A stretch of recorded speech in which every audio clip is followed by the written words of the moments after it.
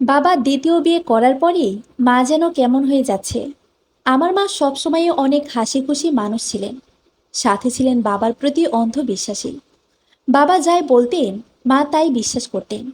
বাবা চাকরির কাজে ঢাকা থাকতেন, আর মা আমি আর আমার ছোট বোনকে নিয়ে থাকতেন গ্রামে। বাবা যে মাকে ঠকাচ্ছে তা আমার মায়ের চোখে অন্ধবিশ্বাসের চশমার কারণে ধরা না পড়লেও আমি বুঝতে পেরেছিলাম। সেবার গ্রীষ্মের বন্ধে মা আমাদের নিয়ে বাবার কাছে গেল। বাবার অফিস আর কোয়ার্টার ছিল পাশাপাশি।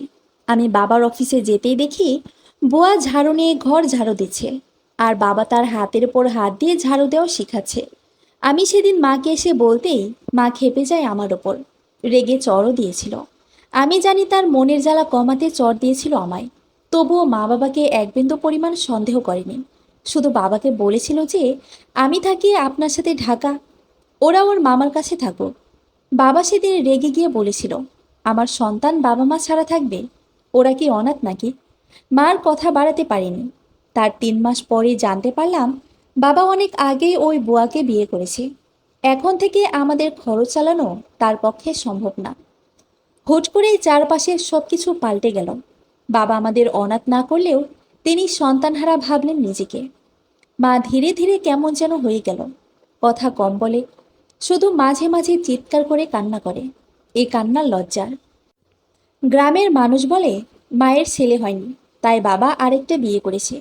আজ আমি বা আমার বোন যদি ছেলে হতো, তাহলে বাবা নাকি আর বিয়ে করতেন না। আসলে কি তাই? ছেলে হই বা মেয়ে সন্তানই তো, তারই তো রক্ত। কে বোঝাবে তাদের? অবশ্য মাও তাই ভাবতে শুরু করেছে। মাঝে মাঝে আমার হাত তার বুকে লাগিয়ে বলে, লুবনা দেখতো আমার গায়ে জ্বর কিনা। আমি তখন বলতাম, মা, জ্বরের তাপমাত্রা কি বুকে থাকে? থাকে কপালে। মা তখন আমার দিকে ফ্যালফ্যাল করে তাকিয়ে চোখ থেকে পানি ছেড়ে দিত। আমি বুঝতাম মা বুকের আগুন নেভাতে আমার হাত চেপে ধরত। কি করে নেভাই আমি সে আগুন? আমি তো আর ছেলে নই মা। মামার সংসারে আমরা অতিরিক্ত 3জন মানুষ। মামা হাঁপিয়ে উঠলেও কিছু বলেনি কখনো।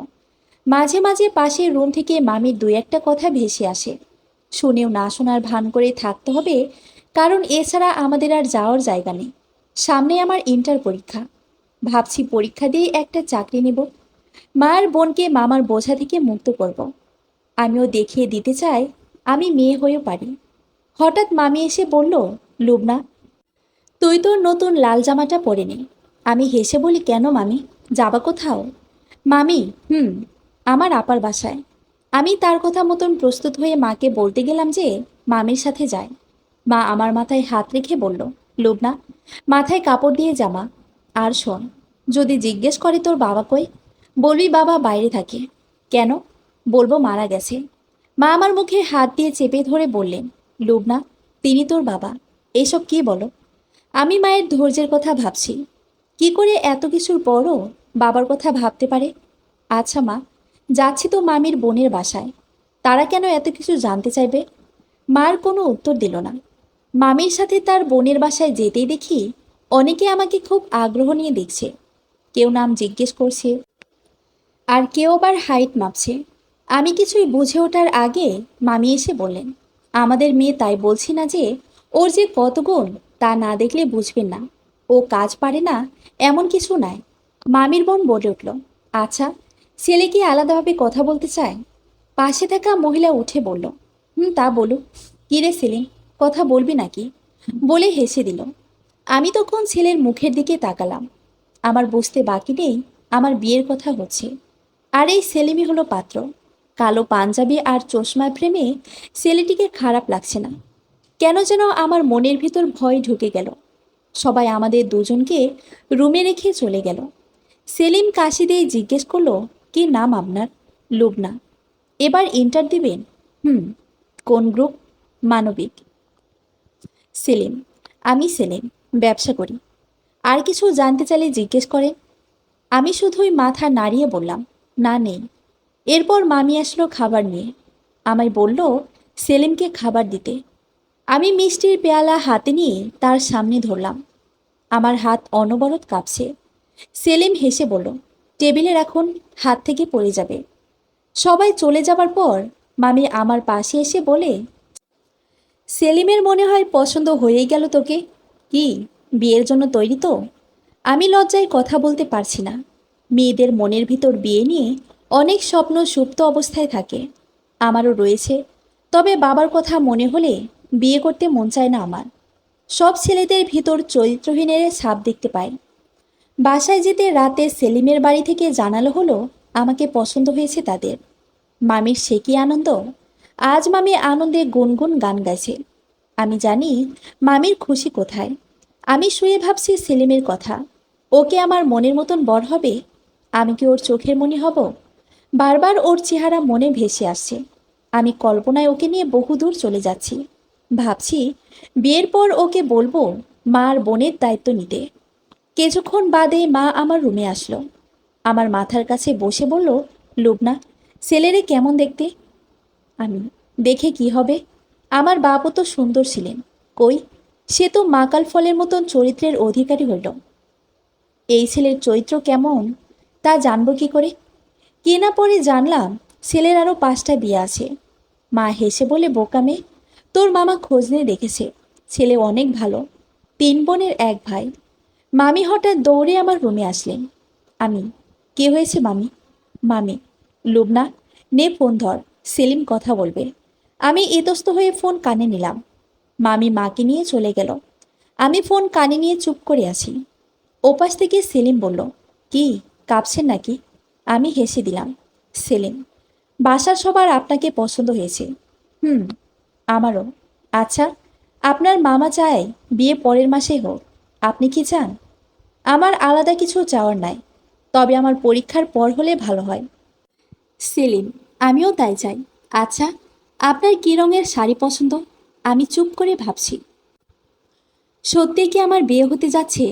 সব কিছু কত দ্রুত হয়ে যাচ্ছে। এভাবে আমাদের কথা বাড়তে থাকে। বিয়ের দিনের পোশাকের রং থেকে শুরু করে সব কিছু ঠিক হয়ে গিয়েছিল। পরের মাসের 5 তারিখ বিয়ের তারিখও পড়ে গেল। আমি দিন গুনছি আর নিজেকে বউয়ের সাজে ভাবছি। এক রাতে সেলিম জানতে চাইল আমার বাবার কথা। আমি মিথ্যে বলতে পারিনি, সব সত্য বলে দিয়েছিলাম। ভেবেছিলাম আমার জীবন সঙ্গীকে কি করে মিথ্যে বলবো। তার কয়েকদিনের মাথায় সেলিম মামাকে জানিয়ে দেয় আমাকে বিয়ে করা সম্ভব নয়। বাবা আমায় ছেড়েছে, আমি ছেলে নই তাই। আর সেলিম ছাড়লো, আমার বাবা এমন তাই। আমার বিয়ে ভাঙার কারণে মা আবারও কান্নাকাটি শুরু করে দিয়েছেন। আমার এ মরা কান্না আর ভালো লাগে না। নিজেকে খুব অপয়া মনে হচ্ছে। তুহিনের সাথে কত স্বপ্ন আমার, ও যেন পা দিতে পদদলিত করে শেষ করে দিল। আচ্ছা, ওকে আমায় নিয়ে ভাবিনি। ও কি করে এত পাষাণ হতে পারে? ইদানিং মা সারাক্ষণে কান্না করে, আর আমি মায়ের কাছে যেতে পারি না। কেন যেন নিজেকেই অপরাধী লাগে। তুহিন এমনটা করতে পারল? বাবার পর আরও একটা পুরুষের কাছ থেকে আমি ঠকে গেলাম। তুহিনকে অনেকবার কল দিয়েছি, ও বারবার কেটে দিচ্ছে। হয়তো সত্যের মুখোমুখি হতে ভয় পাই। কিন্তু ওকে আমায় বলতে হবে আমার কি দোষ। ও কি স্বপ্ন দেখেনি আমায় নিয়ে? তাহলে এত আশা দেখানো কি সব অভিনয় ছিল? মামি এখন আর গুনগুন গান গায় না। রান্নাঘরে গেলেই পাতিলের ঝনঝন শব্দে বোঝা যায় তার ভিতর কত রাগ জমি আছে। মেয়েরা নিজের ভেতরে পুষে থাকা রাগ সবচেয়ে কাছের মানুষের ওপর ঝাড়ে, আর তারপর ঝাড়ে রান্নাঘরে থালা বাসনের উপর। মাকে মামি শুনিয়ে শুনিয়ে বলছে, মেয়ে তো সত্যবাদী বানালে এ জামানায় বিয়ে দিতে হবে না। বাপ লুচ্চা তা জানলে কোনো ছেলেই এমন মেয়ে তুলে না ঘরে। সবাই ভাবে মেয়ের মায়ের দোষ ছিল, তাই সায়রা গেছে, তাহলে মেয়েরও দোষ আছে। আরে তার চেয়ে কইতেই বাপ মইরা গেছে, সত্যিবাদী হয়েছে। খুব সত্য কথা বের হয়। আমার বোন কত কষ্ট করে এই ছেলেরে আনলো দিল সব শেষ করে। ঘরে পচে গিয়ে মরবি, কেউ তাকাবে না। আমার যত পড়া কপাল, স্বামীর ঘরে সুখ করতে আসি না, যেন কবরে রাজা। আল্লাহ আমারে নিয়ে যাও এই অশান্তি থেকে। মামি কথাগুলো রান্নাঘর থেকে অনবরত বলে যাচ্ছে। মায়ের রুমে গিয়ে দেখি মা নামাজ পড়ছে আর কাঁদছে। নামাজ শেষ হতেই মা আমায় ডাক দিল। মায়ের কাছে যেতেই মা আমায় চট দিয়ে বলল, তুই কেন তোর বাপের কথা বললি? কেন আমায় এত কথা শোনাস তুই? মা যে আমায় বকছে তাতে আমার কষ্ট হচ্ছে না, কষ্ট হচ্ছে মায়ের জন্য। পাশে ছোট বোন শিমু এসে বলল, মা, আপার কি দোষ? ওই লোকই তো আপারে ঠকাইছে, তুমি কেন মারো আপারে? মা কাঁদতে কাঁদতে বিছানায় বসে বলল, মাথার উপর ছাদ ঠিকই আছে আমাদের, তবে এই ছাদ অপমান ছাড়া কিছুই দেয় না। তুহিনকে মেসেজ দিলাম, ভয় নেই, আমি ভিক্ষা চাইব না, শেষবারের মতন কথা বলতে পারি? তুহিন কিছুক্ষণের মাঝেই কল দিল। মানুষটার সাথে আমার প্রেম নেই, তবুও কিসের জন্য এ টান ওর প্রতি আমি বুঝি না। হয়তো ও আমার অভ্যাসে পরিণত হয়েছিল। রিসিভ করেই বললাম, বিয়েটা ভেঙে দিলেন ভালো, তবে আমার দোষটা কি? আমাকে তো কিছুই বললেন না। তুহিন চুপ করে আছে। কি হলো? দেখুন, আমার মা নেই, আমার বোনরাই আমার সব, তারা যা বলে আমি তাই করি। আপনার বাবার ব্যাপারটা জেনে তারা আগাতে চায়নি। আমার বাবা ভুল করেছে, তাতে আমার কি দোষ? তুহিন আবার চুপ করে আছে। আচ্ছা, ভালো পরিবারের মেয়ে দেখে বিয়ে করে নিন। তুমি আমার চেয়ে ভালো মানুষ পাবে নিপা। আমি শুধুই হাসি দিলাম। এ হাসি আনন্দের না, এ হাসি কারো উপহাস বুঝতে পারার হাসি। বিয়ে না করাই ভালো। বিয়ে করে কষ্ট ছাড়া কিছু পাওয়া যায় না। আমাকে ভালোভাবে পড়তে হবে, পরীক্ষা ভালোভাবে দিতে হবে, মাকে বোঝাতে হবে যে মেয়েরাও দায়িত্ব নিতে জানে। কলেজ থেকে বাসায় এসে দেখি এক মহিলাকে মামা বলছি, মেয়ে আমাদের আর কয়দিন পর ইন্টার পাশ করবে, আর আপনি ওর জন্য নিয়ে আসছেন ম্যাট্রিক পাশ করা ছেলে। মহিলা উঠে বলে, ছেলে বিদেশে থাকে, শিক্ষা দেয়া কি হয়? টাকাই সব। আর ছেলে নাকি দেখছি তোমার ভাগ্নিকে। মামি মামাকে বলছে, এ পাত্র হাতছাড়া কইরো না বললাম। আমি বাসায় এসে মাকে বলছি, মা, আমি বিয়ে করব না। মা রেগে বলল, তাহলে কি করবি? এত জ্বালাস কেন তোরা আমায়? আমি আমার রুমে এসে শুয়ে শুয়ে ভাবছি, আসলে এত তাড়াতাড়ি আমার তুহিনকে মুছে ফেলা সম্ভব নয়। এত কম সময়েই আমি আরেকজনকে নিয়ে ভাবতে পারবো না। মামা মাকে জানিয়ে দিয়েছে যে এই প্রস্তাব মামার ভালো লাগেনি, আমারও ভালো লাগেনি। কাউকে দেখে ভালো লাগলে প্রস্তাব দিতে হবে? মা মামাকে বলছে, দেখ, ওর বাবার কথা জেনেও সে বিয়েতে রাজি, এমন আর পাবি? আমিও ভাবছি সব জেনেও রাজি, তাহলে হয়তো সমস্যা আছে। বিয়ের পর হয়তো বাবার মতন ফেলে চলে যাবে। সিদ্ধান্ত নিলাম, কোনো মতেই বিয়ে করব না। তাতে মামির ঘর থেকে নামিয়ে দিলেও। পরের দিন বাড়ির সামনে আমার ক্লাসমেট আশিক আসলো আমায় সাজেশন দিতে। সেটা মামি দেখতে পেয়ে বাসায় তুমুল কাণ্ড শুরু করেছে। আমি এত বলছি ও আমার ক্লাসমেট, তা শুনছেই না। তার মতে সে আমার প্রেমিক, আর আমি তার জন্যই বিয়ে করতে চাই না। মাও আমায় বারবার জিজ্ঞেস করে যাচ্ছে মামি ঠিক বলছে কিনা তা নিয়ে। আমি সহ্য করতে না পেরেই বলে দিলাম আমি বিয়ে করব, আর ওই ছেলেকেই করব। সে অশিক্ষিত বা অল্প শিক্ষিত, তবু আমি মুক্তি চাই। এই সংসারের বোঝার হাত থেকে মুক্তি চাই। মামি মামাকে বুঝালো। মেয়ে আর মেয়ের মা বিয়েতে রাজি, আমরা কেন বাধা দেই? মামাও রাজি হয়ে গেল। ছেলেকে মা মামা দেখেছে, আমি দেখিনি তাকে, দেখতে চাইও না। আমি তো আর স্বামী সোহাগী হতে চাই না, আমি চাই কারো দাসী হতে, যাতে সে আমার দায়িত্ব নিয়ে মুক্তি দেয়। আমার পরীক্ষার আগের দিন শুক্রবার আমার বিয়ের দিন ঠিক করা হলো। এত কষ্ট করে ফর্ম ফিল আপ করলাম, সেই পরীক্ষা আর দেওয়া হবে না, ভাবতেই নিঃশ্বাস নিতে কষ্ট হয়। মামি এসে বলল, নিপা, একটু চেহারার যত্ন নাও, ছেলে বিদেশি, তার সামনে এমন থাকলে হবে? মা এসে বলে, ওরে একটু বোঝাও। কত বললাম, আজ বাদে কাল বিয়ে, মুখে একটু হলুদ দে। আমরা আগের যুগের মানুষ হলেও তখন মুখে হলুদ দিতাম। মা কই, আব্বা তো সেই রূপ ভুলে থাকে নাই, ঠিকই তো চলে গেছে। মা আর কথা বলল না। বিকেলের দিকে পাত্রপক্ষের বাড়ি থেকে কিছু লোক মিষ্টি গয়না আর শাড়ি দিতে আসলেন। তারা আমায় দেখে খুশি মুখে চলে গেলেন। মামি মাকে শাড়ি দেখাচ্ছে আর বলছে, আপা দেখেন, শাড়ি কিন্তু দামিও মনে হচ্ছে। ওই তুহিন কিন্তু এত দামিও শাড়ি দিত না। আল্লাহ যা করে ভালোর জন্যই করে। এ ছেলের বোনও নাই, নিপা শান্তিতে থাকবে। আরে, স্বামীর বোন থাকাই ভেজাল। কথাটা শুনে মা আমার দিকে বিষণ্ণ হয়ে তাকালো। মামি বিয়ে তো কাল, আজ কেন দিল এগুলা? ভদ্রলোক তাই আজ দিছে। আই দেখ, শাড়িটা পছন্দ হয়েছে কিনা। টকটকে লাল শাড়ি। আমার মনে পড়ে গেল তুহিনের দেওয়া কথাগুলো। টকটকে লাল শাড়িতে আমায় কেমন লাগবে তা ভেবে হেসেছিল কতবার। মানুষের কথার দাম নেই ঠিক, মানুষের জীবনের মতো। কিন্তু ইনি তো না জেনেই লাল শাড়ি দিল। কিভাবে বুঝলো লাল শাড়ি আমার পছন্দের? মামা তড়িঘড়ি করে ঘরে ঢুকলো। মাকে এসে বলছে, আপা, শুভ সংবাদ আছে। মা হেসে বলে, কি রে? তুহিন বিয়ে করতে রাজি হয়েছে। আসলে তুহিন ওর বোনদের রাজি করাতে পারছে। আমারে কল দিল। কি বলো? তাহলে আজ যে ওই বাড়ি থেকে এসব দিয়ে গেল, ফিরিয়ে দেব। কই ম্যাট্রিক পাস ছেলে, আর কই বিয়ে পাস। আচ্ছা, তাহলে তাদের কল দিয়ে বলো বিয়ে হবে না। আমি অদ্ভুতভাবে তাকিয়ে ভাবছি আমায় নিয়ে কেমন বেচাকেনা হচ্ছে। আচ্ছা, তুহিনকে একবার কল দিয়ে কি বলো। মামি হেসে বলে, দাও দাও, আমি কথা বলি। আমার বোন খুব খুশি হবে। আর শোনো, এই বিয়ের ঘটকালে আমি করছি, আমায় কিন্তু শাড়ি কিনে দিতে হবে। মামা তুহিনকে কল দিয়ে একটু আমায় দিতে পারো? বাবা, মেয়ের তর সইছে না বলে হেসে দিল। এর মাঝে মামি কাকে যেন কল দিল। আমি বুঝে ওঠার আগে বলছে, আপনার সাথে আমাদের ভাগ্নির বিয়ে দেওয়া সম্ভব নয়। ওপাশ থেকে কি বলছে বুঝতে পারছি না। মামি বলছে, না, আপনাদের ভুল হয়নি কোথাও। শুধু বলছি আমাদের বিদেশি ছেলে পছন্দ নেই। কাল সব জিনিসপত্র পাঠিয়ে দেব। আমি চেঁচিয়ে বললাম, মামা, তুহিনকে কি কল দিবা? মামা কল দিয়ে আমার কাছে মোবাইল দিল। হ্যালো, কে? নিপা? তুমি কি খুশি হয়েছো? অনেক ভেবে দেখলাম আসলে তোমাকে শাস্তি দেওয়া উচিত হবে না। আপনি কি জানেন আমার বিয়ে ঠিক হয়েছে? হুম, হয়নি তো, কাল হবে। পারলে মসজিদে আসবেন, এসে দোয়া করে যাবে। তুহিন চুপ করে আছে। বিয়ের আশা একবারই হয়, আবার একবারই ভেঙে যায়। ভাঙা আশা নিয়ে জীবন শুরু করা যায় না।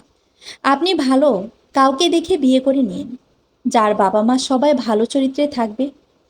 মামা আমার কাছ থেকে ফোন নিয়ে কেটে দিয়ে বলছে, কি বলছিস? পাগল হয়ে যাচ্ছিস? ছেলে নিজে রাজি হয়েছে, এখন রাজি হয়ে কি হবে? কেউ তো নতুন করে স্বপ্ন দেখেছে, আর স্বপ্ন ভাঙা যে কি কষ্টের তা আমি জানি। মামি, তাকে কলটা দাও, আমি কথা বলবো। মামি কল দিচ্ছে আর মামাকে বলছে, মেয়ে মানুষ এত জেদ ভালো, যা মন চাই করুক। আমায় ফোনটা দিয়ে চলে গেল। আমি ফোন কানে নিয়ে বারান্দায় আসলাম। এই প্রথম আমি আমার হবু বরের সাথে কথা বলতে যাচ্ছি, তবে আমার কোনো অনুভূতি নেই। অনুভূতি একবার ভোতা হয়ে গেলে তা আবার ফিরে পেতে খুব অপেক্ষা করতে হয়।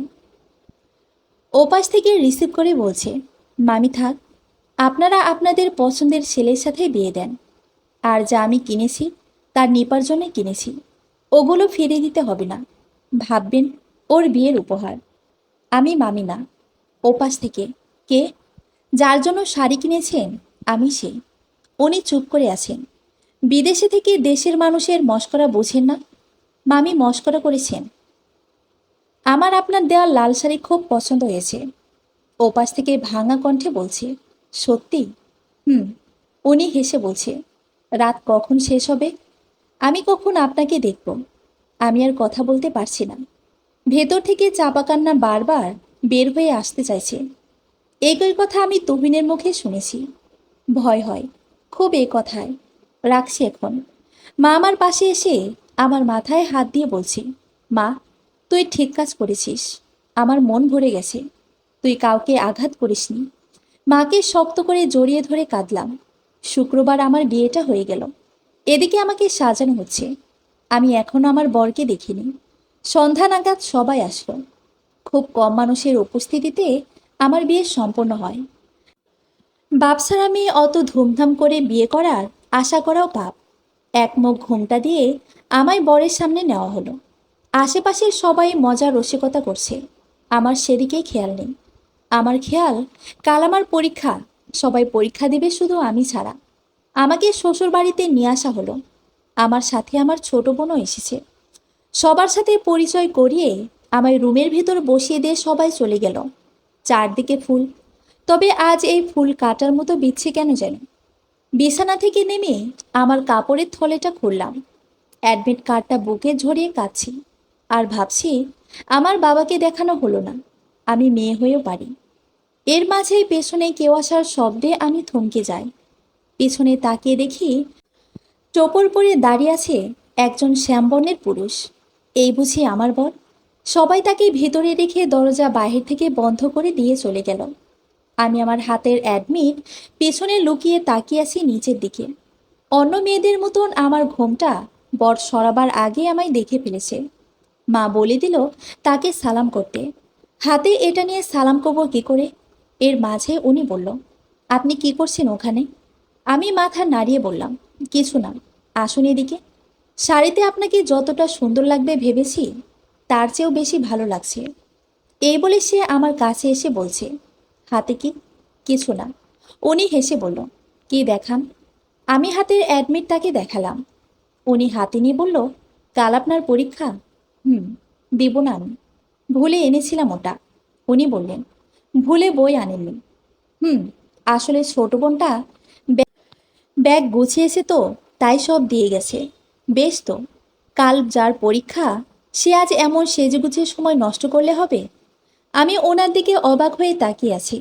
উনি এর মাঝেই বিছানা থেকে সব ফুল সরিয়ে পরিষ্কার করলেন। আমায় এসে বললেন, কাল কি পরীক্ষা? বাংলা। আচ্ছা, তাহলে সেই বই বের করে পড়েন। কাল আমি পরীক্ষা হলে দিয়ে আসবো কেমন? আমার চোখ পানিতে ভরে গেল। মানুষটা এভাবে আমার মন পড়তে জানে কিভাবে? আমি যা চাই তাই করে ফেলে। কি হলো?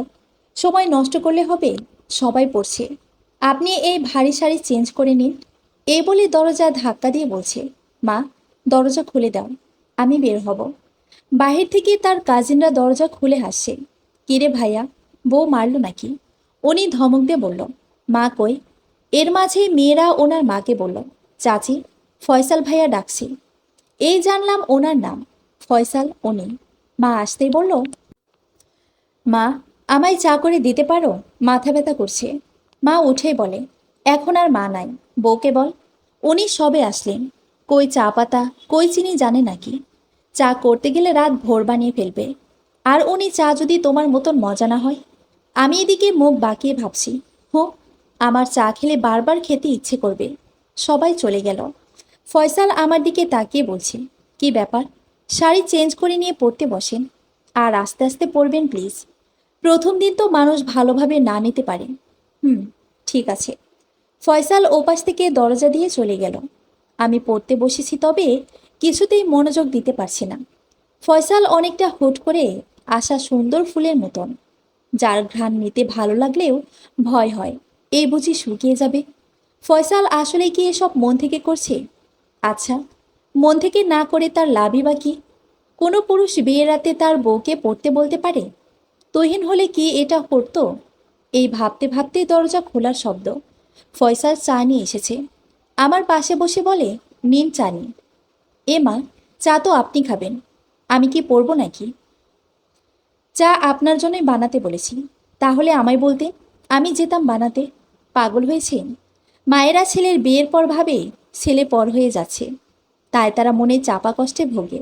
তাই আমি যত আপনাকে রেখে মাকে আগের মতন খাবার দিতে বলবো, মা তাতে খুশি থাকে। আমি হেসে বললাম, বাবা, আপনার দেখছি প্রচুর অভিজ্ঞতা। তো বিয়ে করেছেন নাকি আগেও? হুম, অনেক। আমি মুখ মলিন করে আবার জিজ্ঞেস করলাম, সত্যি? ফয়সাল হো হো করে হেসে বলে, কাল পরীক্ষার খাতায় এসব লিখবেন নাকি?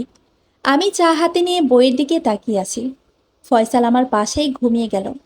মানুষটা বেশ অদ্ভুত, খুব সহজেই মানুষের মনের মতন হয়ে যায়। আচ্ছা, ও কি এমনই থাকবে? সকাল হতেই ফয়সালের মা ডাকতে এলো আমায়। ফয়সাল ওর মাকে যেয়ে বলল, মা, ওর পরীক্ষা, আজ বেশি বেশি দোয়া করো। তিনি রেগে গিয়ে বলেন, মানে, কিসের পরীক্ষা? আজ বাসায় কত মেহমান আসবে, বউরে দেখতে জানোস? তখন কি বলুম, বউ পরীক্ষা দিতে গেছে। আরে তো পড়ে কি হবে শুনি? বউ তোর চেয়ে শিক্ষিত হলে তুই দাম পাবি আর? ইকবাল মায়ের কাছে গিয়ে বলল, মা, পরীক্ষা কি সারাদিন রাত হবে? দাম না দিলে এমনিতেই দিবে না। আচ্ছা, যা ভালো বুঝিস। এই বলে চলে গেল। আমি ফয়সালকে বললাম, থাক না, পরীক্ষা না হয় পরের বার দেব। পরের বার ইচ্ছে নাও থাকতে পারে। আপনি তৈরি হয়ে নিন। আপনাকে হলে দিয়ে আমি মার্কেটে যাব। পরীক্ষা শেষের হলের বাইরে আসা মাত্রই ভাবছি আজ পরীক্ষাটা দিতে পারবো। সেটা আমি কি ভেবেছিলাম? এর মাঝে ফয়সাল হাজির। কি ব্যাপার, কেমন হলো? ভালো। তবে এখন তাড়াতাড়ি চলুন, বাসায় অনেক কাজ। 2 মাস হয়ে গেল, আমার পরীক্ষাও শেষ আজ। ফয়সালের মাঝে আমার এখনো সম্পর্কটা আপনি আগেতেই রয়ে গেছে। নিজেকে ইদানিং স্বার্থপর মনে হয়। নিজের ওপরে ওঠার সিঁড়ি হিসেবে আমি ফয়সালকে ব্যবহার করছি না তো? মানুষটা এত হাসি খুশি যে সে কি চায় বাকি তার ইচ্ছে আমি বুঝতে পারি না। ভাবতে ভাবতে ঘুম আসছে না। এরই মাঝে ফয়সাল কানের কাছে এসে ফিসফিস করে বলে, নিপা, একটা সুন্দর জায়গা যাবে? আমি উঠে বসে বলি, কই, এখন তো অনেক রাত। হুম, ওই জায়গাটা এমন রাতেই সুন্দর লাগে। বাসার সময় কি বলবে? কেউ জানবে না। ভয়ে আমার নাক ঘেমে যায় বারবার। মা যদি জানতে পারে তাহলে রাগারাগি করবেন। ফয়সাল আমার নাক মলে দিয়ে বলে, আপনি কি জানেন নাক ঘামলে সেই মেয়ে স্বামী সোহাগী হয়? আমি মুখ মলিন করে বললাম, আমার মায়েরও নাক ঘামত। যাক, চলুন যাই। এই বলে পিছনে দরজা দিয়ে দুজন ঝিলের দিকে গেলাম। ভরা পূর্ণিমার আলোয় ঝিলের পানি চকচক করছে। চারদিকে ব্যাঙ ডাকার শব্দ। চারিদিকে কেউ নেই। কি ভুতুরে জায়গা! কি বলেন? চাঁদের আলোয় নেশা আছে দেখেন। বাইরের দেশে বসে চাঁদ দেখলে কেন যেন নেশা আসে না। আগে রাতে ঝিলে মাছ ধরতাম। চলুন নৌকা নিয়ে ঘুরে আসি। গ্রামের মানুষ চোর বলবে। ফয়সাল আমার হাত ধরে বলে, আরে আসুন তো। ছোট একটা নৌকা, একদম কেয়া পাতার মতন। দুজনের বেশি ওঠা যায় না এমন। ইকবাল এক পাশে বৈঠা নিয়ে বসেছে আর আমি অপর প্রান্তে। চাঁদের আলো ধীরে ধীরে প্রখর হচ্ছে। ভয়টা কেটে গেল। জায়গাটা এতই মোহনীয় যে সারা রাত এখানে কাটিয়ে দেওয়া যায়। চারপাশটায় শাপলায় ছেয়ে আছে। ভাবছি আমার যদি তুহিনের সাথে বিয়ে হতো তাহলে কি এমনই আমায় নিয়ে ঘুরতো, নাকি বাকি বরদের মতো শুধু নিজেরটাই ভাবতো? কেন যেন সব কিছুতেই তুহিনকে ভেবে ফেলি।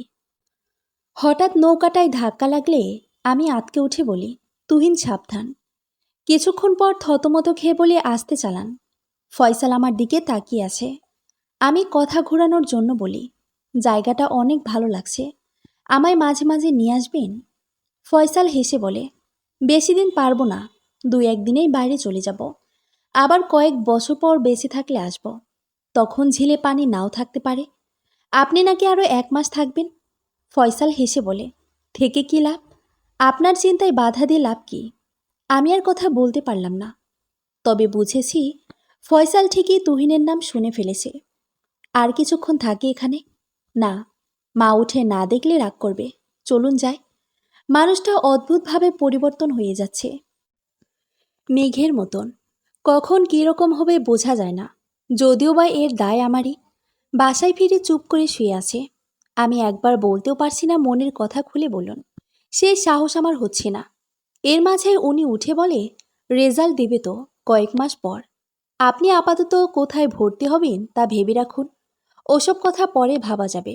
আপনি আর কিছুদিন দেশে থেকে যান। কয়েক বছর পর দেশে চলে আসব।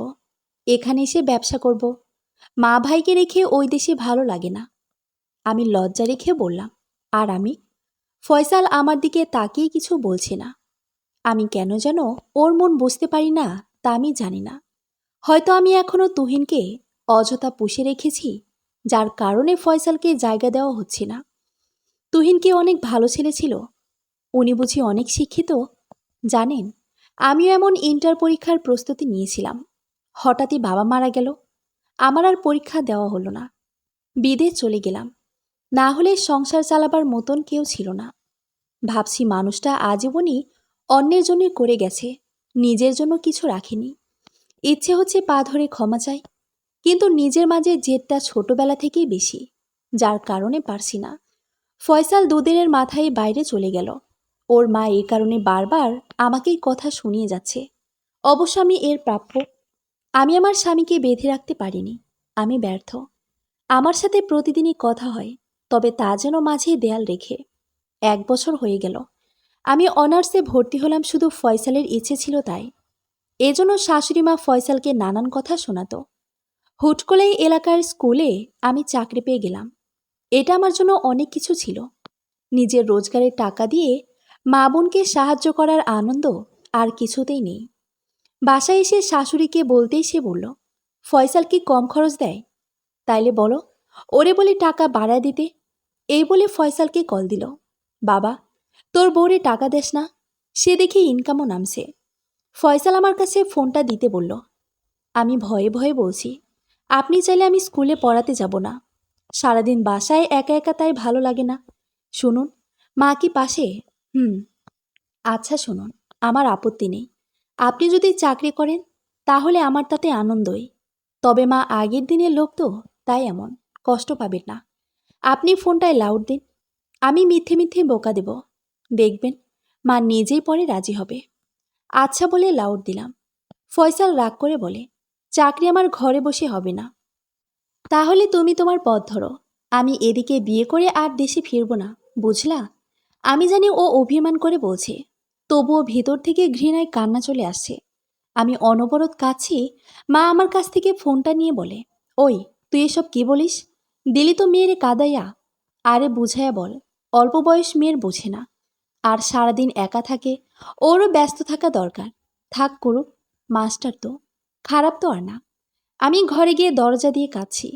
ফয়সাল বারবার কল দিয়ে যাচ্ছে, রিসিভ করে কান্নার জন্য কথা বলতে পারছি না। নিপা, কাঁদছো কেন? আমি তো আগেই বলে নিলাম আমি কেঁদেই চলেছি। কি ব্যাপার, বাচ্চাদের মতো কান্না কেন করো? কই, আমি কাঁদছি না। তাহলে ভয়েস এমন কেন? আচ্ছা ভিডিও কল দিচ্ছি। ওই যে চোখ লাল হয়ে আছে।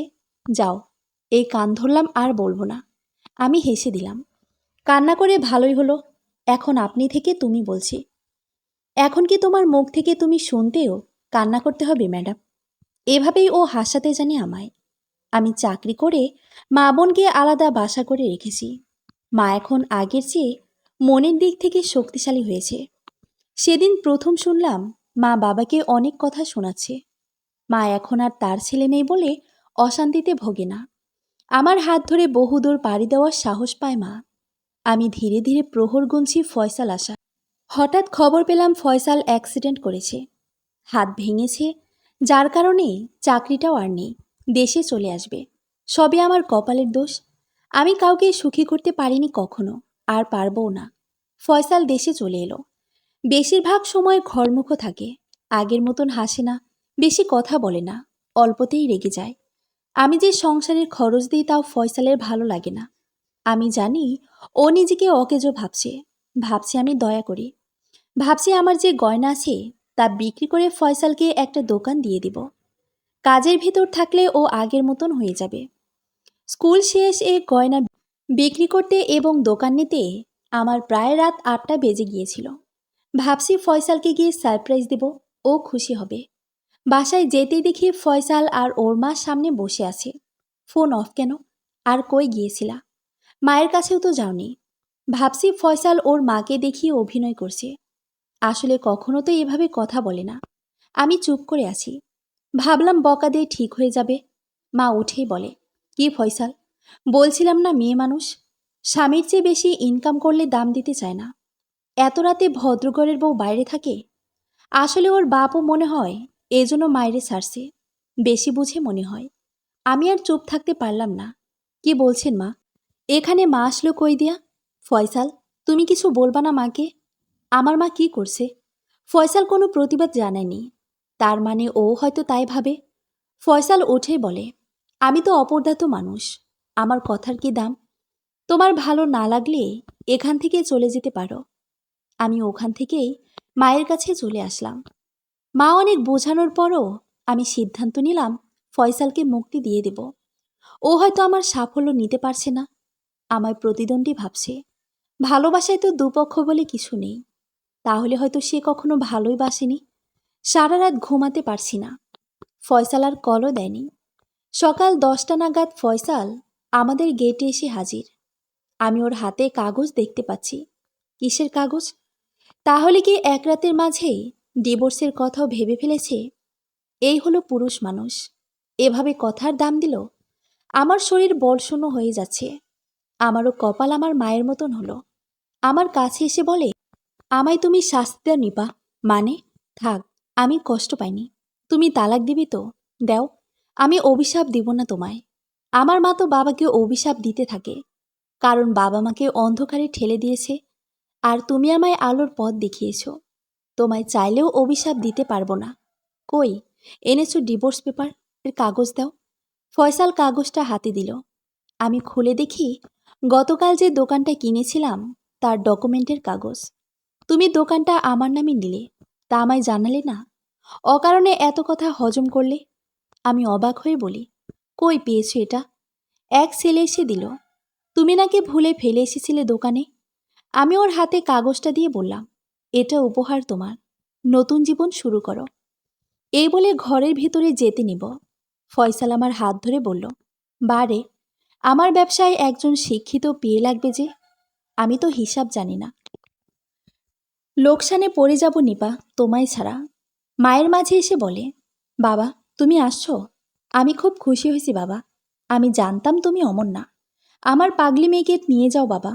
শুধু ওকে নিব না মা, আপনারাও যাবেন। আজ থেকে যতদিন বাঁচি একত্রে থাকব। না বাবা, মেয়ের বাড়ি গিয়ে থাকলে মানুষ কি বলবে? আমি কি আপনার ছেলে না? আর আপনার মেয়ে বেকার না। আমি ফয়সালের মাঝে আবার আগের রূপ দেখতে পাচ্ছি। একদম আগের মানুষ, যাকে আমি নিজের অজান্তেই ভালোবেসে ফেলেছিলাম। মা বোনকে নিয়ে আসলাম, শাশুড়ি আর অমত করেনি। তার মতে আমি বিপদের সময় তার ছেলের পাশে দাঁড়িয়েছি। রাত হতেই মুষলধারে বৃষ্টি নামল। আজ আর আমি আগের মতন ভুল করব না। ফয়সালের কানে কানে বললাম, আমায় ওই সুন্দর জায়গায় নিয়ে যাবে? বাইরে তো বৃষ্টি, ছাতা নিয়ে যাব, চলো না। ফয়সাল আমি সেই ঝিলে গেলাম। মাথায় ছাতা দিয়ে দুজন নৌকায় উঠলাম। আমি ফয়সালের মাথায় ছাতা ধরে আছি, আর ফয়সাল বইটা পাইছে। ওর ভারী নিঃশ্বাস আমি অনুভব করছি। মাথার উপর থেকে ছাতাটা সরিয়ে দিলাম। এই, কি করছো? আমি হেসে বললাম, বৃষ্টি চাইছে শুয়ে দিতে, আমি কি করে বাধা দিই? বৃষ্টির মাঝে ভূতের উপদ্রব হয় এখানে। আমি ফয়সালকে শক্ত করে জড়িয়ে ধরে বলছি, ভূতের রাজা আমার পাশে থাকতে আমার আবার ভূতেই ভয় কি? ফয়সাল ইতস্ত হয়ে চুপ করে আছে। কি ব্যাপার, আমায় ধরছো না কেন? এই যে বললে আমি স্বামী সোহাগী। ফয়সাল আমায় ধরে বলছে, ভাবছি তৃতীয় সন্তান নিলে তাকে নিয়েও এখানে আসব। আমি বুক থেকে মাথা সরিয়ে বললাম, তৃতীয় মানে? বিদেশে আবার বউ বাচ্চা রেখে এসেছো নাকি? ফয়সাল হেসে বলে, বারে, তোমার মা আর আমার মা দুজনই তো আমায় বাবা ডাকে। তারা তো আমার সন্তানই। মানুষটার কথা যেন আমার হৃদয়ের ভিতরে গিয়ে লাগলো।